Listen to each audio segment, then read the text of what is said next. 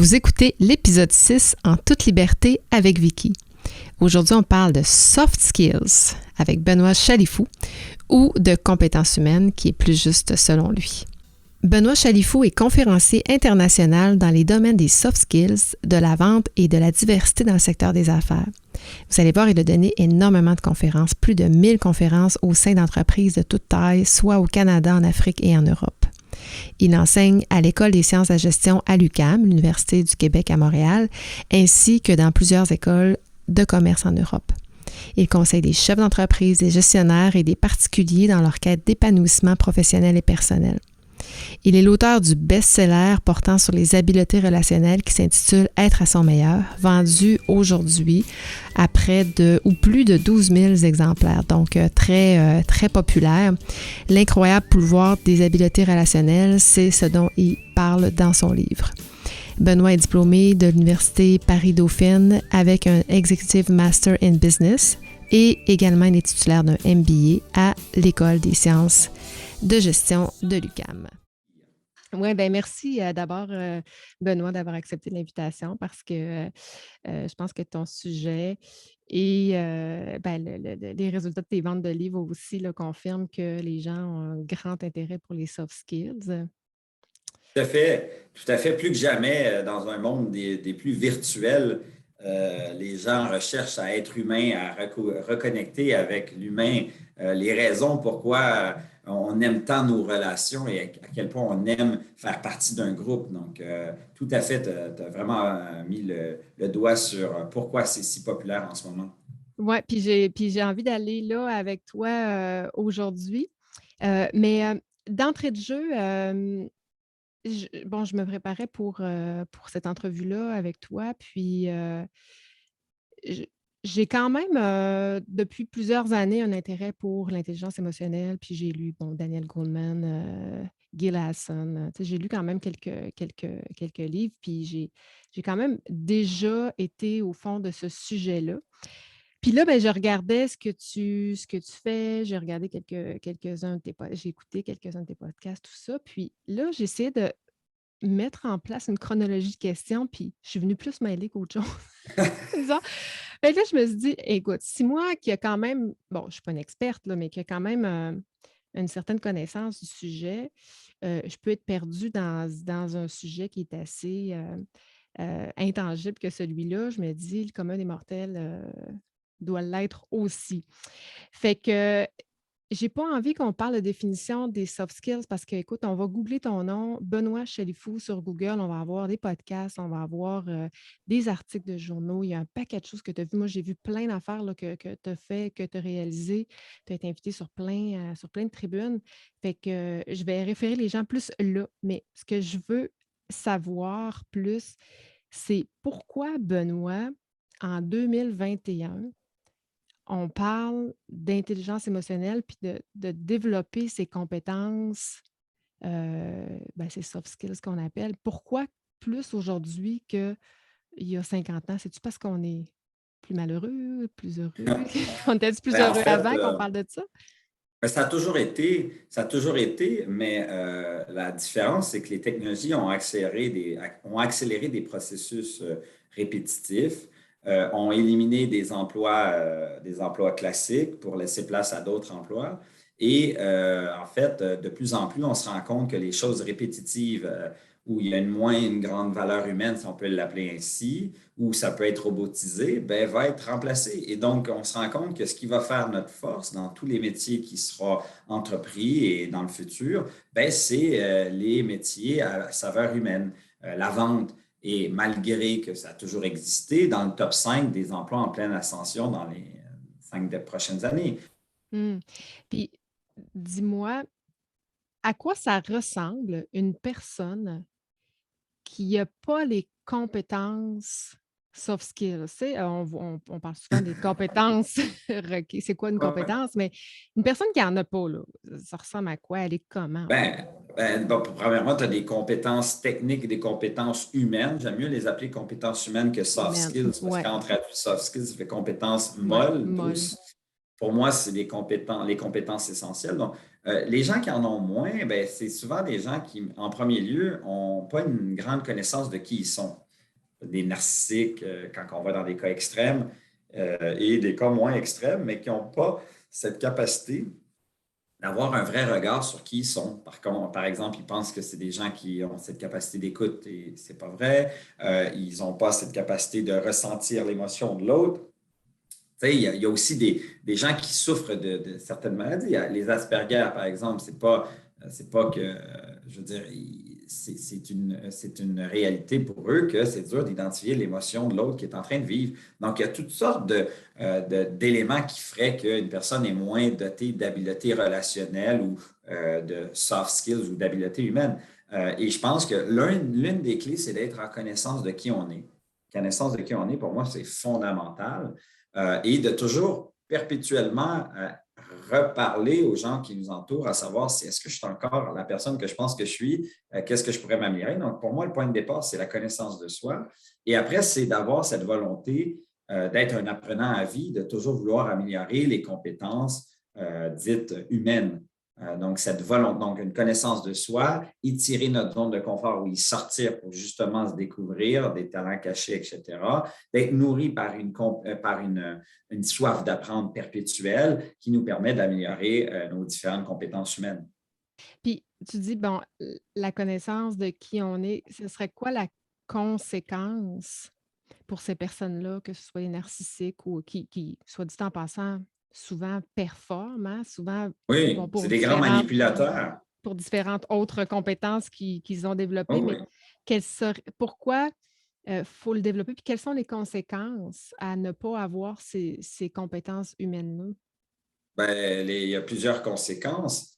La première, c'est que c'est souvent des gens qui peinent à être heureux parce qu'ils n'arrivent pas à entretenir leur relation et on sait tous que s'il y a un élément qui me permettrait de savoir si tu es heureuse ou pas, si je dois juste en choisir un, ben, je choisirais ton réseau social. Je m'intéresserais à ton réseau social, à tes amis, tes collègues de travail, les gens qui t'entretiennent un lien. Et ces gens-là qui ont de la misère à entretenir des liens, ben, sont souvent en perte de vitesse avec leurs entourages et ils sont toujours en train de refaire des amitiés ou des relations. Et on sait que nos relations, c'est ce qui nous tient en santé physique et mentale. Ça a été prouvé encore et encore. Donc, ça, c'est la première chose. Et la deuxième, c'est beaucoup de faire du mal autour de soi sans s'en rendre compte. Et c'est surtout le sans s'en rendre compte qui est vraiment dramatique, je trouve.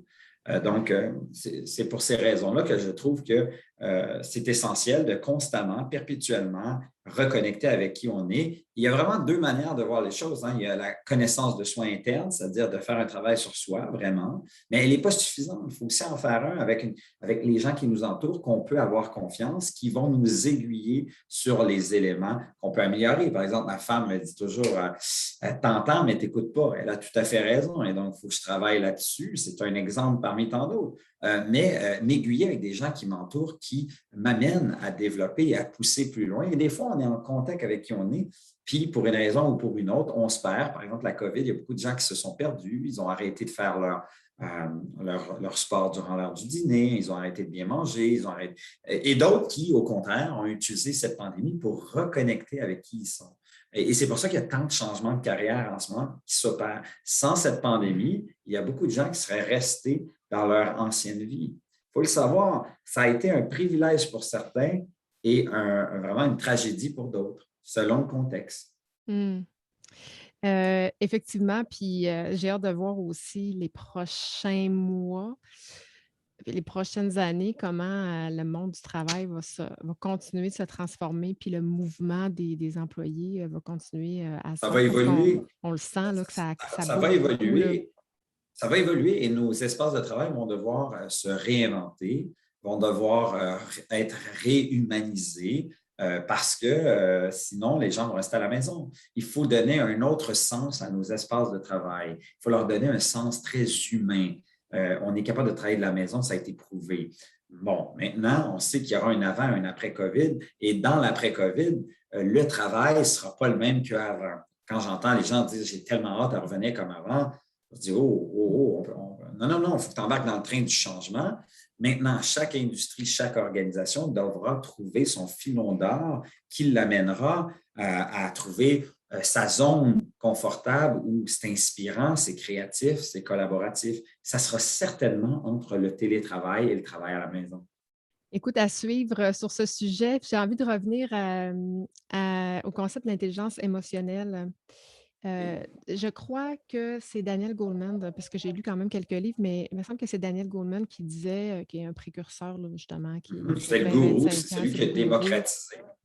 Il y a quelque chose que j'ai lu qui m'avait, qui m'a interpellée. Il disait l'intelligence émotionnelle, c'est un héritage génétique. C'est-à-dire, tu nais avec ou tu nais pas avec. Et si tu nais avec, c'est tel que tel parce que tu vas avoir plus de facilité à développer tes compétences humaines, puis tu vas avoir plus de facilité à rentrer en relation, tout ça. Mais si tu n'es pas avec et que tes parents n'ont pas hérité de ce gène-là, bien, le développement de l'intelligence émotionnelle est souvent laissé à la société qui, par la bande, est pris en charge par l'État plutôt, est pris en charge par les maisons d'enseignement parce que c'est eux qui, dès l'élémentaire, au secondaire, tout ça, nous, euh, nous éduquent.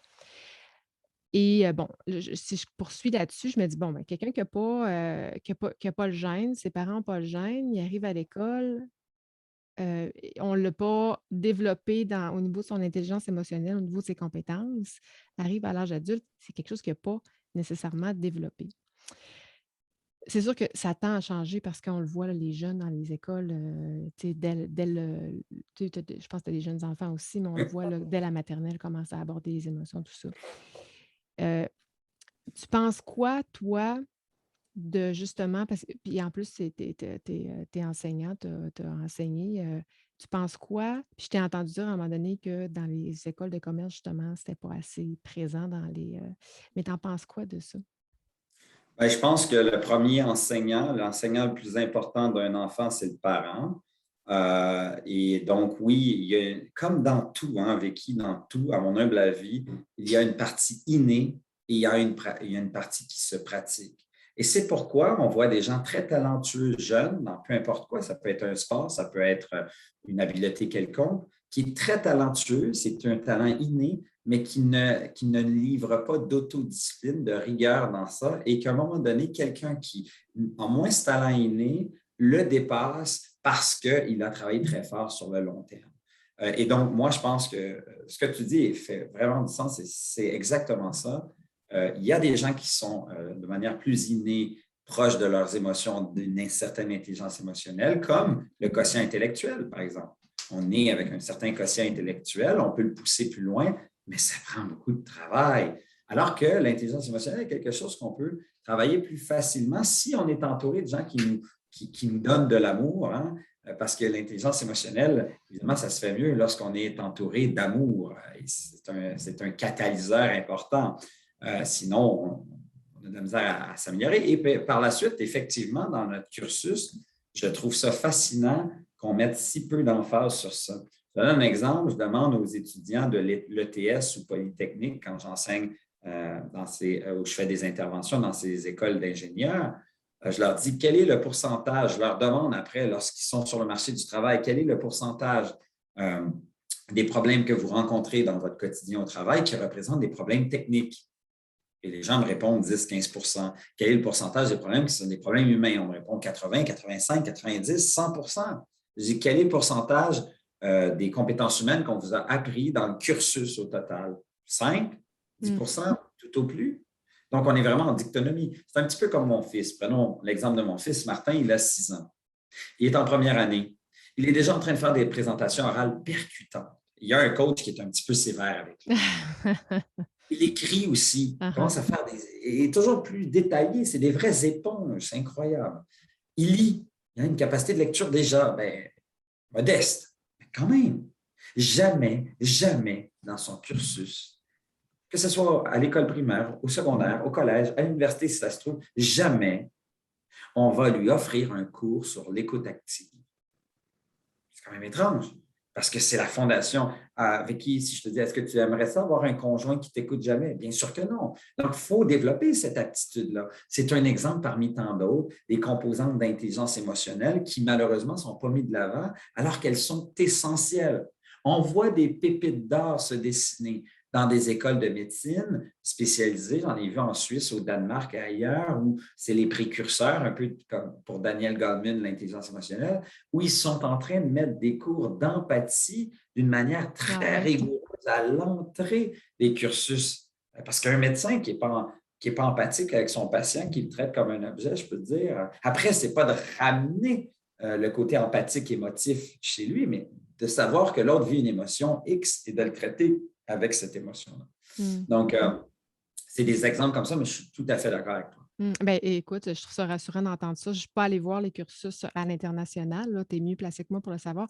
Par contre, j'ai regardé beaucoup parce que c'est quand même, pour moi, un cheval de bataille depuis plusieurs années sur le développement de ces compétences-là dans les maisons d'enseignement. J'ai regardé peut-être plus au niveau de l'université, des cursus universitaires, mais tu sais, quand on pense aux ingénieurs, j'ai regardé les cursus, les cours qui se donnent pour les médecins aussi. Et c'est très, très, très technique, là. Mon chien en arrière. C'est très, très technique sur des concepts. Et puis, c'est ça. Puis, j'aime beaucoup ton exemple. C'est vrai que l'écoute active, c'est une compétence essentielle dans le day-to-day. Puis on n'apprend pas ça. Non, Puis, jamais. Il y a des cours qui existent, mais personne ne les met en. Moi, j'ai dû beaucoup, tu sais, je suis un extraverti, là. Donc, mmh, effectivement, j'aime beaucoup parler. Donc, il a fallu, au fil du temps, que j'améliore cette capacité-là. Donc, présentement, je me croise les jambes, j'ai les mains une sur l'autre. C'est une manière de me donner une posture qui dit, Chalifou, tu es en mode écoute, d'absorption. En général, j'ai un crayon et un papier, j'en ai pas, mais habituellement, c'est ça que je fais. Je me suis développé des trucs. Euh, donc, faut vraiment faire attention à ces éléments-là. Donc, il faut absolument. Je pense qu'en ce moment, le travail est plus aux parents de les sensibiliser là-dessus. Malheureusement, il n'y a pas. Ben, malheureusement, c'est une de nos responsabilités. Mais à l'école, tu sais, on a notre Zig Ziglar, un gourou américain, disait c'est notre attitude qui détermine notre altitude. C'est tellement vrai. Les gens qui ont une intelligence émotionnelle supérieure à la moyenne, c'est des gens qui progressent plus facilement dans les organisations parce qu'ils savent lire les gens, ils savent comprendre le besoin de l'autre, ils savent connecter avec les autres et que les gens l'apprécient parce que effectivement, les gens qui ont une intelligence émotionnelle développée, c'est des gens qu'en général, on a tendance à dire ils sont sympathiques, ils sont-tu gentils parce qu'ils s'adaptent, ces gens-là, ils sont toujours en train de s'adapter face à l'autre personne. mmh. Qu'est-ce que tu penses, de la place des entreprises, justement dans ce développement des compétences humaines? Penses-tu que les entreprises ont un rôle à jouer pour aider les générations qui n'ont pas été formées? Je veux dire, là, qui sont rendues sur le marché du travail. Est-ce qu'ils ont une responsabilité ou pas? Ben, écoutez, ils ont une responsabilité s'ils veulent que leur organisation poursuive cette performance. Parce que sans des humains interconnectés, collaboratifs, empathiques, à l'écoute, euh, ça crée des climats très toxiques et rapidement, ben, l'individu qui était au cœur de la raison de pourquoi ça fonctionne ou pas, ben, fait en sorte que l'organisation est rapidement en péril. Je prends l'exemple, pendant la pandémie, j'ai vu des organisations qui étaient déjà tissées serrées avant, c'est-à-dire qu'ils avaient une culture vulnérable. Chacun acceptait d'être vulnérable envers l'autre, un lien de confiance très solide, tissé serré, et malgré les intempéries de la crise, ils ont décelé des opportunités, ils ont fait un virage 360 en équipe, alors que d'autres, peu tissés serrés, ont eu du mal à s'en sortir. Il y en a même qui sont sur le bord de la faillite. Les liens entre les collaborateurs sont de moins en moins présents. C'est les gens d'organisation où tout le monde dit non, non, moi je reste en télétravail, hein. Puis il n'y a pas un désir même d'aller revoir ses collègues.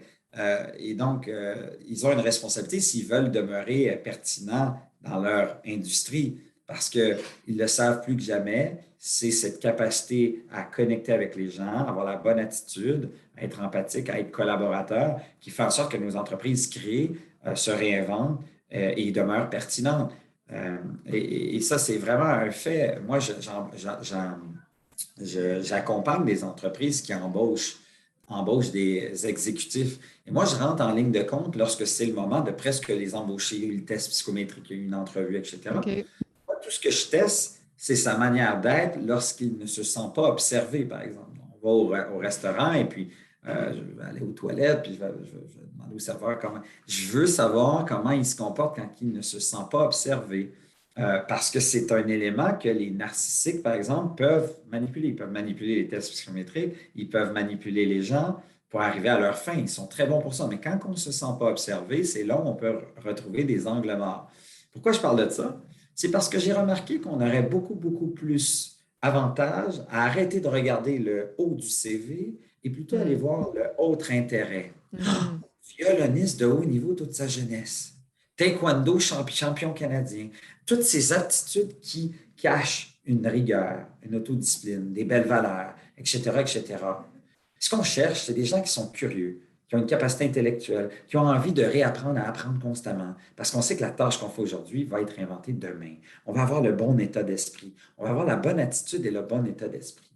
C'est ça qu'on veut. Ce que tu as fait, c'est une fondation comme tous les autres étudiants, comme tous les autres candidats. C'est pas ça qui est important. Parce que si tu as la bonne attitude et tu as le growth mindset, cet esprit de croissance, bien, tu vas certainement être ouvert à te réinventer ou à changer tes façons de faire et tu vas certainement avoir la bonne attitude pour le faire.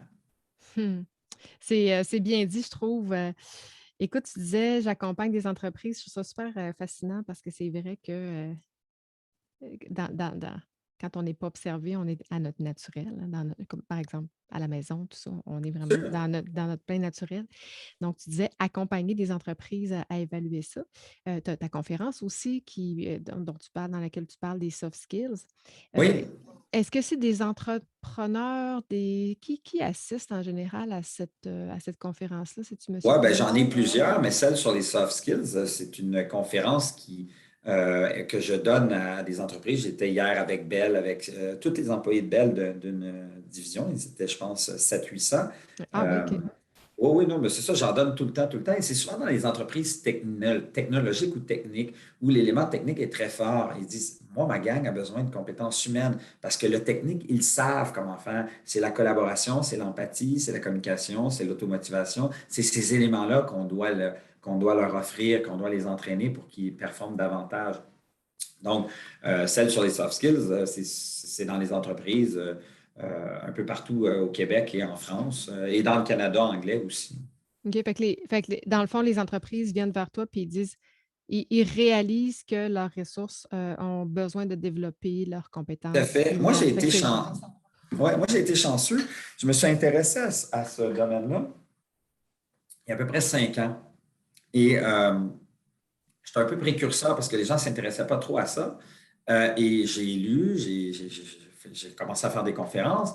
Et là, avec la pandémie, j'ai écrit ce livre-là. J'étais à maturité. Et quand on est expert d'un sujet et qu'on écrit un livre, on se rend compte qu'on n'était pas si expert que ça. Et donc, ça nous permet de pousser les limites de notre sujet. Et avec la pandémie, les gens avaient plus de temps de lire. Et là, ça m'a vraiment propulsé d'une manière assez déconcertante. Les gens qui avaient le livre l'ont lu et là m'embauchent, alors qu'avant, c'était toujours du bouche à oreille. C'est d'ailleurs OK. pourquoi on se voit aujourd'hui. C'est Ouais. quelqu'un qui t'a parlé de. Donc, moi, je n'ai jamais vendu un service de ma vie, là. C'est toujours du bouche à oreille et je trouve que c'est la meilleure manière de Ouais. vendre. C'est de ne pas vendre. C'est le deuxième sujet d'une conférence que Oui, j'offre. j'ai vu aussi. Mais c'est pareil pour moi, je déteste vendre. Mais non, non, non, on ne vend pas, on se Ouais, fait acheter ou tu sais, exact. on donne envie. On donne Ouais. envie aux gens qui nous écoutent d'en parler tellement. Le livre, c'est ce qui est arrivé. Les gens ont lu, l'ont tellement aimé qu'ils en parlent autour d'eux comme si leur vie en dépendait. Des fois, tu te dis, tiens, pardon, je ne connais même pas la personne, c'est-tu gentil? Tu sais? Mais tu sais, les conférences, c'est n'importe quelle organisation. Je te donne un exemple. Un matin, j'ai reçu une demande de produits métalliques. Donc, c'est n'importe quelle organisation. J'ai fait toutes sortes d'organisations plus originales les unes que les autres, si je peux dire. Tu sais, par exemple, l'Association francophone du Yukon. Je n'aurais jamais pensé de une conférence en français au Yukon. Ça, c'est une de Ah, mes OK. tops là, que je n'en revenais pas. Mais tout ça pour te dire que ce qui est formidable de ce que tu fais, Vicky, et ce que je fais, c'est que ça touche tout le monde. Ça Ouais. touche tout le monde. Il n'y a pas de. Il y a pas une. Je veux dire, l'intelligence émotionnelle ou les habiletés relationnelles ou les soft skills, nommez-les comme vous voulez, le savoir-être, euh, tout le monde en a besoin. Que vous servez un client, que vous collaborez avec des partenaires d'affaires, que vous vendez un produit ou un service, que vous êtes un ingénieur ou un programmeur. On a tous besoin de ça. C'est la prémisse de base. Et ce même à la maison, encore plus à la maison, où on a tendance à se laisser aller et de revenir encore plus au naturel qu'à la maison, qu'au travail. Donc, ces habiletés relationnelles, Vicky, je recevais pendant des mois, lorsque les gens lisaient le livre, on me posait toujours la même question. On me disait, Benoît, as-tu un conseil pour justement les vies amoureuses, en couple? Comment on fait? Là, je dis, oh, je ne suis pas un psychologue, moi. Là, je dis, mais comme je recevais toujours la question, je me suis mis à réfléchir et je me suis mis à voir les gens autour de moi qui avaient du succès en couple, c'est-à-dire qui perduraient dans le temps et qu'on avait vraiment l'impression que c'était un couple comme s'ils venaient de se découvrir alors que ça fait 40, 50 ans. Et je me suis rendu compte d'une chose. Les gens qui ont des arguments sans cesse, c'est-à-dire qui, lorsque nécessaire, ont un argument dans le respect. Les gens amènent, le couple amène chacun d'un côté et de l'autre leur point et un argument dans le respect et qui règle cet argument-là ou ce différent-là. Eh bien, c'est un couple qui est très en santé. Mm. C'est quand on décide justement de oh, ça va être trop lourd, je ne dirais pas. Et là, ça s'accumule. Et à un moment donné, quoi? Il n'y a plus de flamme. Et à un moment donné, quoi? Ils sont dans la même maison, mais un dort en haut, un dort en bas. Puis après ça, évidemment, ils se séparent quand ils le peuvent, parce que des fois, c'est le côté financier qui les retient dans la même maison. C'est-tu dommage, ça? Donc, pour moi, avoir un argument, avoir un différent, c'est un indice que ton couple va bien si tu es capable de l'amener dans le respect et de le régler. Mais c'est la même chose en entreprise. En Ben oui, entreprise, il y a des différends, il y a des arguments, puis tout ça peut se faire aussi dans le tout respect. à fait. Les gens qui vont à ta conférence, parce que l'initiateur, c'est l'entreprise, bien souvent, là, Oui, même pas tout le temps, mais je comprends que c'est les les entreprises qui associations, les t'embauchent, les ordres. associations. Donc, ça part d'un besoin qu'ils ont entendu ou qu'ils veulent proposer à leur groupe qui vont écouter la conférence. Mais après, quand les gens viennent te voir, parce que là, c'est la personne qui reçoit le message, pas le demandeur, c'est le receveur. Qu'est-ce que tu entends le plus souvent qui a fait résonner chez ces gens-là? Bonne question. J'ai constaté la même chose dans la lecture du livre. C'est la même chose que quand tu assistes à une conférence qui se veut inspirante, pas transpirante, parce que des fois, il y a des autres. Ouais. Mais non, c'est le même constat. Par exemple, un chef d'entreprise ou une personne qui va avoir 30 ans d'expérience sous la cravate avec une belle maturité, dans le livre, il va accrocher à la dernière partie du livre, par exemple. Il va vraiment être inspiré par la dernière partie, alors qu'un jeune dans la vingtaine qui se cherche va être vraiment accroché par l'autodiscipline, parce que c'est souvent là où le bas blesse à son âge, et dit, oh mon Dieu, c'est là où tout se détermine. Et donc, dans la même chose, dans la même veine, une conférence, bien, selon où tu es rendu dans la vie, dans quel cheminement tu es, bien, tu vas être accroché à l'empathie. Mais si tu n'es pas accroché déjà à la communication, tu ne peux pas l'être à l'empathie. Il y a comme il y a une séquence. Tu ne peux pas être empathique si tu n'es pas capable d'écouter l'autre. La communication passe par écouter l'autre. Donc, tu ne peux pas accomplir tes objectifs si tu n'es pas autodiscipliné. Tu ne peux pas garder le même boulot si tu ne connais pas le sens de ton travail. Je parle d'automotivation. Tu ne peux pas maintenir une relation en santé au travail ou à la maison si tu n'es pas en maîtrise de tes émotions, etc., etc. Donc, selon où tu es rendu, et des fois, on repart. Hein? Des fois, c'est un peu comme serpent-échelle. Hein? Des fois, on est rendu là, mais malheureusement, il y a eu un événement X et là, on est en burn-out, on est affolé, on a une crise d'anxiété et on repart en bas. Donc, je parle essentiellement de deux fondations qui sont la bonne attitude, l'attitude à avoir, le côté attitude. Tu sais, Vicky, lorsque tu penses à une collègue que tu as particulièrement appréciée dans tes expériences de travail, tu vas rarement me dire « Ah, elle était tellement experte ». Tu vas plutôt me dire « Elle était tellement sympathique ». Mm-hmm. C'est le côté attitude qui ressort tout le temps. Bien sûr que le mécanicien que tu utilises depuis des années, il est expert, mais ce n'est pas pour ça que tu vas au même mécanicien depuis des années, c'est parce qu'il est sympathique. C'est un autre exemple. Il est gentil, il est serviable, il est toujours le sourire aux lèvres. Donc, l'attitude, c'est la première fondation que je partage. Et la deuxième, c'est le growth mindset, cette capacité à constamment nourrir notre cerveau d'apprentissage nouveau, d'être un apprenant à vie. Malheureusement, sur les bancs d'école, tu as deux types d'étudiants. Tu as l'étudiant qui a un esprit figé. Il diplôme et il ferme les livres pour de bon. Il ne les rouvrira plus jamais. Et tu as un autre que c'est un apprenant à vie. Il a compris qu'il était là pour apprendre à apprendre. Donc, ces deux fondations sont importantes. Elles rallient les deux C que je m'amuse à partager, le care, qui est lié avec l'attitude. Hein? Est-ce que tu te soucies vraiment de l'autre? Est-ce que tu crées vraiment une connexion avec l'autre? Et la compétence, le deuxième C, qui est en lien avec le growth mindset, la capacité de croissance d'être un apprenant à vie, parce que c'est simplement comme ça qu'on arrive constamment à être compétent ou à maintenir notre compétence dans le temps. Autrement, on devient obsolète. Et après ça, j'ai un coffre à outils que je partage qui inclut l'autodiscipline, l'automotivation, la maîtrise de soi, la communication et l'empathie. Et ça m'amène au point de bascule qui est la connaissance de soi. Parce que sans connaissance de soi, on ne peut pas s'améliorer dans ces éléments. Mmh. Parce que de ce que je comprends, c'est que dans ton livre «Être à son meilleur», que tu as sorti l'année dernière, tu donnes un peu la recette pour, développer, les compétences Tout à humaines, fait. c'est ça? OK. Oui, oui, tout à fait. En fait, et ça a été vraiment une bénédiction, et j'aime pas trop le dire, mais on est entre nous, mais ça a été une bénédiction, moi, la COVID, parce que j'ai jamais été capable de me poser pour écrire. Ça fait longtemps que je devais le faire et ça m'a propulsé comme quoi, des fois, lorsqu'il y a une tragédie, une intempérie, lorsque tu l'absorbes et que tu acceptes de souffrir un peu, ben, tu vas déceler une opportunité. C'est ce qui est arrivé. Mes contrats se sont tous mis à l'eau et le temps s'est arrêté et j'ai pris le sablier et je l'ai reviré. Je me suis mis à écrire le livre.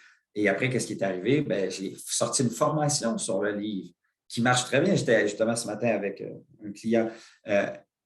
Si on accepte de voir ce qui se passe et qu'on le transforme en opportunité, et c'est pour ça que, je ne sais pas si ça t'est déjà arrivé, Vicky, certainement, ça arrive à tout le monde, qu'il y a des gens dans ton environnement que quand on t'appelle, tu dis « Ah, pas maintenant. Ah non, pas là. » Il y a des gens qui te prennent ton énergie. Il y a des Mmh. gens que pour un contexte similaire, vont trouver un problème, alors que toi, tu vas trouver une solution. Ça te dit Ouais. quelque chose? Hein, il y a Ben des gens qui… oui, il y a les gens qu'on évite de oui, de répondre, c'est Oui, sûr. oui.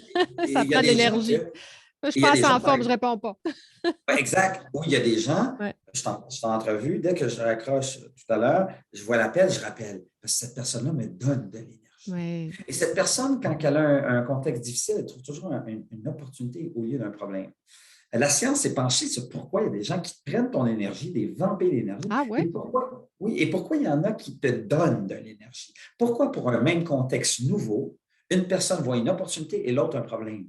Pourquoi? C'est un peu le même C'est quoi que paradoxe. qu'est-ce que la science dit Bien, là-dessus? la science, plusieurs choses ont été démontrées, mais une chose qui est vraiment facile à retenir, surtout si vous êtes un amateur de soccer, parce que c'est le TFC, Toronto FC. Si, moi, je suis un amateur de soccer, c'est pour ça que c'est OK, facile. TFC. C'est en anglais. En anglais, ce qu'elle a démontré, c'est une chercheuse très connue, c'est que le T définit tout le reste. Le T définit le F et le C. Tout commence avec le T face à un nouveau contexte. Un nouveau contexte, je te donne un exemple, Vicky. Je prenais l'avion avant la pandémie, très souvent. J'allais souvent en France. Et j'étais toujours au salon Desjardins. Je prenais un verre de vin, je me farcissais un livre. Pour une fois, j'avais la paix parce que mes enfants n'étaient pas autour de moi. Et je disais toujours à ma femme que le vol était 2 heures plus tôt pour avoir un peu plus de temps. Il ne faut pas le dire à ma femme. Et là, j'avais mon petit verre de vin, ma petite lecture, la bonne bouffe. Et là, il m'arrivait de recevoir un message à l'intercom. Mesdames et messieurs, veuillez prendre note que le vol pour Paris sera en retard de 2 heures. Et moi, Vicky, lorsqu'on m'amène ce nouveau contexte, je n'y vois qu'une opportunité. Yes, un deuxième verre de vin. Et si ça se trouve, je vais peut-être même finir mon livre et je vais être encore plus fatigué pour bien dormir dans l'avion. Hey Mon boy, thinking, le T, mon thinking. thinking a décelé une opportunité et non un problème. Et ça a amené un F très heureux, le feeling, le sentiment. Mon sentiment était joyeux, un deuxième verre, et qui sait, j'aurai peut-être même le temps de finir le livre et de bien dormir dans l'avion parce que je vais être encore plus fatigué. Et le C, c'est le choix que je fais de continuer ma lecture. Pendant ce temps, ma chère Vicky, j'ai des amis français, notamment, pas amis, mais des gens qui sont dans le salon, français, québécois, souvent des Français. Ils sont un peu, des fois, ils aiment bien critiquer, chialer. Pas tous quand même. Mais pendant ce temps-là, c'est étrange. La même situation. Mais c'est pas possible d'apprendre. Et là, ça se met. Je dis, mais vous avez du bon vin, de la bonne. Ils ont oublié. Ils sont tellement vénères, ils sont tellement frustrés, des sentiments vraiment en colère. Et qu'est-ce qu'ils font comme choix? Eh bien, ils n'en font pas. Ils font Hey, j'adore ton histoire, puis soit dit en passant, tu dois être à peu près le seul que j'ai connu ou rencontré qui voyait une opportunité à un retard de vol d'avion. Tu n'as aucune Chapeau, idée parce que chapeau. je suis toujours en retard dans tous mes affaires, les courriels, les ci, les ça. J'en ai tellement que des fois, c'est ça.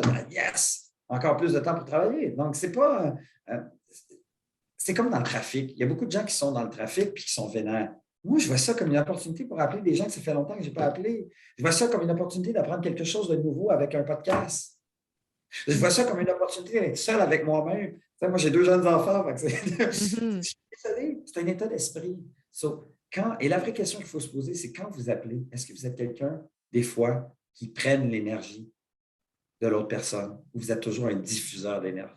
Quand vous avez un nouveau contexte, est-ce que vous voyez le verre à moitié plein ou à moitié vide? Tout part du thinking. C'est extraordinaire comment elle l'a bien élaboré, comment elle a fait ses recherches là-dessus. Elle a été As-tu très connue. le nom de cet auteur-là? Son nom est trop compliqué à OK, prononcer, mais je vais t'envoyer les infos, tu pourras le mettre. parfait. C'est Je pourrais les mettre vraiment dans les intéressant. notes. OK. C'est très intéressant. Hey, écoute, en tout cas, moi, il y a une chose que je vais retenir aujourd'hui, c'est celle-là, là, le TFC. Merci, je le prends, puis je vais essayer de m'en rappeler pour justement tourner une opportunité comme ça, Tout le un temps. événement en opportunité. Je voudrais revenir parce que tu as dit quelque chose qui m'a interpellée, puis dans ton livre sur justement là où tu nous amènes. Comment tu fais? Parce que, tu sais, un livre ou une formation t'apprend des connaissances, puis la compétence va s'acquérir quand tu vas le transférer en action, quand tu vas le mettre en action. Tu ne peux pas avoir des compétences quand tu sors de l'université ou si tu ne l'as pas pratiqué. Comment tu amènes les gens, justement, à transformer ça vers une compétence qui est une compétence molle, là, tu sais, qui est une Oh oui, compétence qui n'est pas mesurable. oui, merci, qui n'est pas mesurable. Qu'est-ce que tu fais faire? Puis en même temps, mais ça, tu sais, je veux en même temps conseiller les gens qui voudraient transformer, développer une nouvelle compétence humaine. Comment tu les amènes à le faire? Écoute, moi, j'aime beaucoup la théorie des gains marginaux, la théorie des petits pas. C'est une science, hein, après tout. Ça montre qu'un petit peu à tous les jours est beaucoup plus puissant que beaucoup à une certaine période. C'est la différence entre quelqu'un qui s'abonne au gym le 1er janvier, qui le fait intensément jusqu'au 30 janvier, et qu'au mois de février, on le cherche partout, il n'est plus là.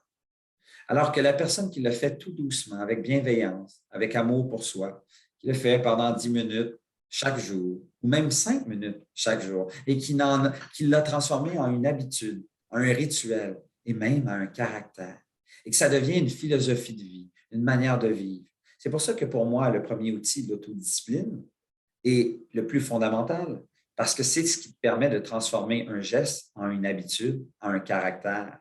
C'est ça qui est le plus important. Si je te demande, Vicky, si tu connais quelqu'un dans ton entourage qui se lève à 5 heures du matin à tous les matins, est-ce que tu es capable de penser à quelqu'un? J'en connais une, mais c'est pas moi, je te C'est garantis. correct. Je Puis toi, déteste puis d'ailleurs, peut-être toi. non, non, non, mais je déteste les livres de développement personnel qui disent levez-vous à 5 heures, Ouais. possédez votre vie. Pour moi, c'est de la foutaise. C'est pas ça.